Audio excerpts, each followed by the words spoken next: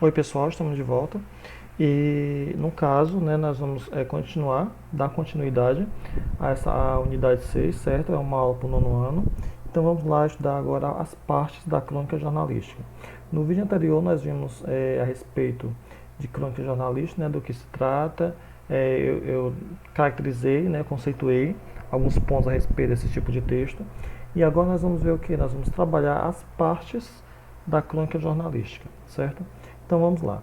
O autor organizou o desenvolvimento de sua crônica em partes que lhe deram unidade. Vamos analisar quais são essas partes nos quadros a seguir. Então vocês podem observar o que? Tem um tema, certo?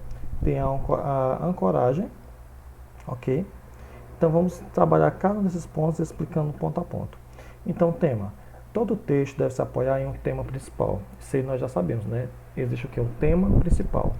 Como você observou nessa crônica que foi lida por vocês, o autor assim se define sobre o que escreverá.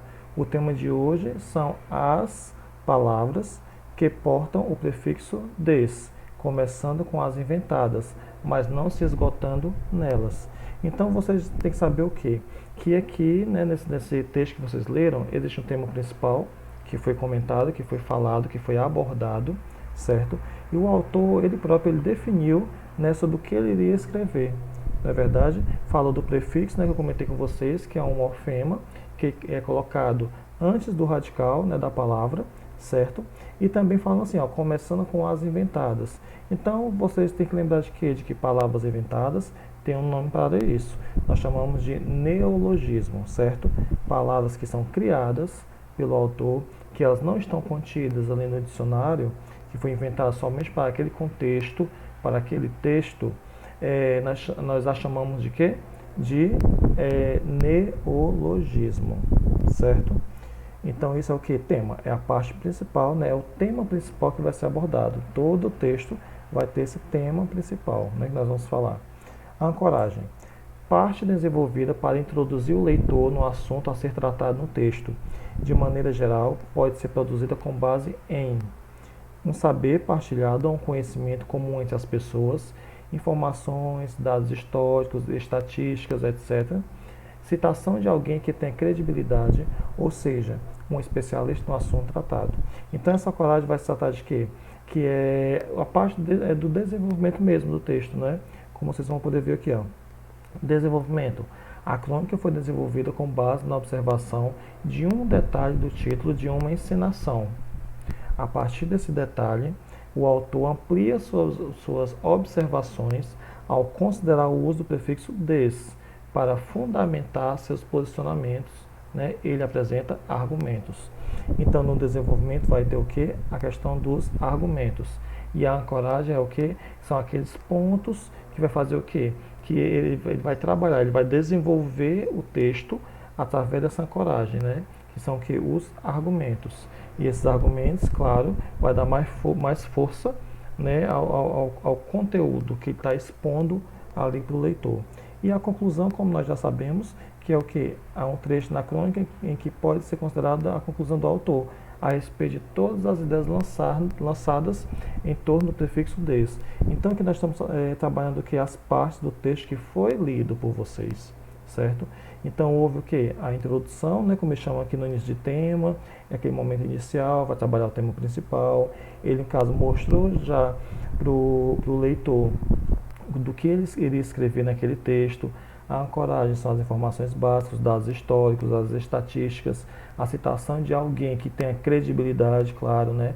Nós não vamos citar uma pessoa anônima, né? Mas sim alguma pessoa que tem credibilidade naquela área que está sendo discutida, né? Tem que haver o que? Um saber partilhado, um conhecimento comum entre as pessoas. E a conclusão que a gente já sabe que nós chamamos, né, também o que seria o término do texto. Aí o tipo de argumento, né? Nós vamos ver agora os tipos de argumento. Existem muitos tipos de argumento que podem ser desenvolvidos em um texto. Veja alguns. Então aqui nós vamos trabalhar o que? A questão dos argumentos, né? O que o autor ele utiliza para dar o que? Mais credibilidade àquela sua opinião. Ele vai argumentar fatos no caso. Argumento de autoridade ou citações é o argumento baseado no que falam ou escrevem pessoas consideradas autoridades ou especialistas em determinados assuntos. Podem aparecer no texto de duas maneiras. Então, os argumentos de autoridade ou citação, quando você vai poder citar naquele texto, né, vai mostrar naquele texto que você está ali trabalhando o que? Alguma citação, né, alguma citação ou algum argumento de alguma autoridade ou especialista em determinada área ou determinado assunto. Como assim ele ocorre de forma citação indireta e citação direta? Por citação indireta de especialistas, né, ou autoridades no assunto. Citação direta da fala de um especialista ou autoridade, nesse caso empregam-se as aspas. Então você vai observar o que? Na citação direta vai aparecer mesmo ali a fala daquela autoridade, a fala daquele especialista. Logo, como é uma fala, né, de uma pessoa e está sendo colocada ali da maneira como foi dita, então tem que ser colocada entre aspas, né, porque é uma reprodução da fala desses especialistas ou autoridades. E a citação indireta é quando você vai fazer aqui uma citação a respeito dessa autoridade, desse especialista, não necessariamente da fala dele. Se for a fala dele, se for a maneira como ele manteve ali o discurso, você vai fazer aqui uma reprodução, logo tem que estar entre aspas. Argumento com o uso de ironia. A ironia é uma forma de deixar transparecer o posicionamento do autor contra alguma coisa. Por meio dela, o usuário da língua diz algo que quer expressar exatamente o contrário. Então, a ironia, vocês sabem, né? Quando a gente quer expressar alguma coisa, mas nós não queremos falar logo de forma direta, nós botamos o quê? Falamos como se fosse o contrário. Mas dá para entender, né? Normalmente, pode-se entender que foi o quê? Uma ideia de crítica. Naquele momento ali, o autor ele queria criticar alguma coisa, certo? Dependendo do modo como é expressa, torna-se um argumento.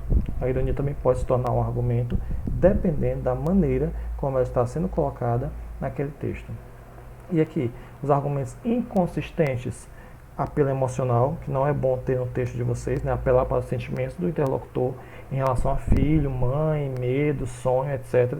Pense no que você faria se tivesse acontecido com seu filho. Isso aí é o quê? Um apelo emocional. Você está falando de filho.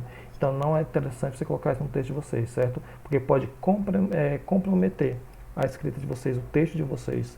Clichê ou chavões, o que seria isso? Repetir o que todo mundo diz. Políticos são todos iguais, por exemplo. É uma frase que todo mundo fala, né? Políticos são todos iguais. Então é bom evitar esse tipo de clichê ou chavões. E também exemplos pessoais, como por exemplo, quando eu fico com raiva, eu tenho vontade de gritar com a pessoa com quem estou falando. Evite isso. Evite apelo emocional, quando você vai citar filho, mãe, pai, nada disso. Clichês, aquelas frases de efeito que todo mundo fala, certo? E também exemplos pessoais, colocar você logo ali como exemplo. Quando eu fico com raiva, eu faço isso, eu jogo uma mesa, eu quebro uma cadeira, eu quebro um espelho, eu quero bater em alguém. Evite isso. Não coloque exemplos pessoais no texto de vocês. Apesar de crônica ser um tipo de texto do dia a dia, mas evitar esses 3 pontos: apelo emocional, clichê e exemplos pessoais.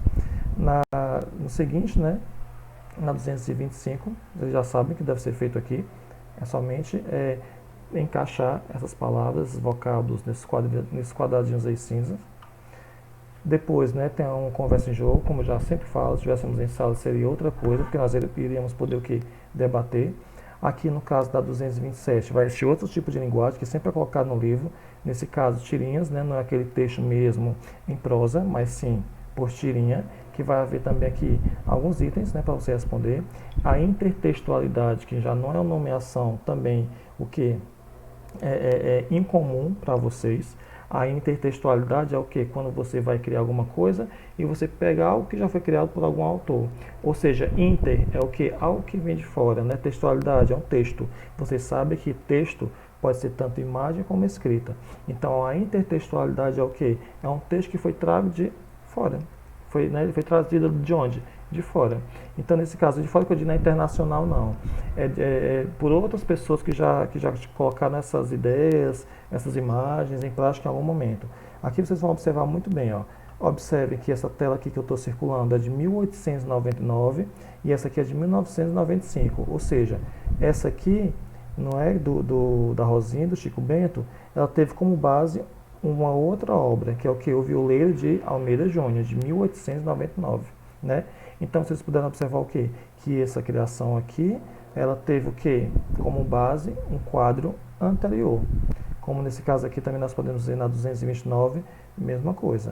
Um foi criado em 93, que é esse aqui da Turma da Mônica, e esse de 1888.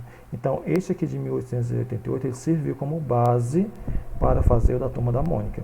O professor, é plágio nesse caso? Não, porque não é totalmente uma imitação. Se fosse uma imitação, seria um plágio. Mas vocês podem observar que os personagens são diferentes, né? Teve como base um anterior, porém não é idêntico. Se fosse idêntico, nós poderíamos estar falando de uma espécie de plágio, o que não ocorre nessa circunstância aqui, nesse momento. Também aqui temos mais obras, né? Alguns autores também, que é interessante você ler a respeito de quem são esses autores, né? Porque é interessante também conhecer tanto os autores como as obras em si. A notícia também, que já é um tipo de texto, né, que foi comentado, certo? Então, fica aqui nesse momento, na 231, para, como eu falei nos vídeos anteriores para vocês, não haver confusão em relação ao entendimento. Então, é melhor ser trabalhado parte a parte. Primeiro nós trabalhamos com a crônica em si, o que seria, tendo um texto, falei sobre prefixo, sufixo e radical. Nesse momento agora, eu trabalhei o que? A questão das partes, né, da crônica jornalística e o que deve ser evitado, né, e também o que deve ser colocado para você ter mais credibilidade. Então, nós ficamos por aqui, porque no próximo nós já iremos trabalhar com a questão de língua, usos e reflexão. Então, nós paramos na 231. Fiquem bem e até a próxima.